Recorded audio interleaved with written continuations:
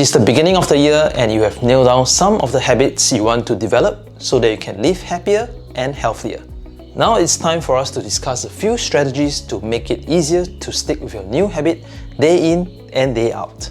In this video, I want to talk about one of the simplest ways to make the cues that trigger and prompt your habits as obvious and as visible as possible. Interested? Keep on watching.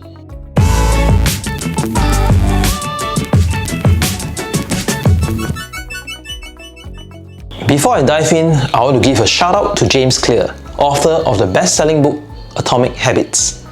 The content that I'm going to share is adapted from his book and his newsletter. I definitely want to give credit to James Clear for his awesome work. Every habit is initiated by a cue, and we are more likely to notice the cues that stand out.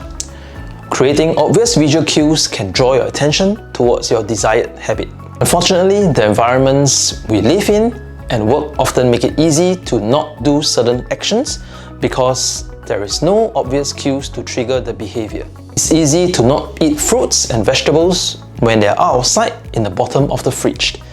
It's easy not to do yoga when your yoga mat is hidden away in a box in a basement or storeroom. It's easy to not write thank you notes when the stationery is stashed away on a seldom seen shelf. When the cues that spark a habit are subtle or hidden, they are easy to ignore. For this reason, redesigning your environment can be one of the most effective steps you can take to instill good habits. I refer to this process as environment design, and I've experienced the power of this approach in my own life. For many years, I brushed my teeth consistently, but I wouldn't floss. I attempted to build a flossing habit. Flossing is a quick action that takes 2 minutes or less to do so it satisfies the 2-minute rule. I was good to go there. Next, I created an implementation intention. I will floss my teeth after I brush my teeth in the bathroom. But even with this simple and effective setup, I would only floss occasionally. One of the key issues holding me back was the layout of the environment. At the time, I was storing my floss in a small drawer in the bathroom. Because it was hidden away and out of sight, I would forget to use it each night after brushing my teeth. I had a good plan and clear implementation intention, but I just wouldn't think of opening the drawer. I never saw the floss, so I never used it. The cue wasn't obvious. Environment design was a strategy that got me over the hump. I bought a little bowl, put a floss inside, and placed it directly next to my toothbrush. Now it was out in the open, on the counter where I could easily see it. Almost like magic. This simple environment change was all it took for me to stick with the habit of flossing.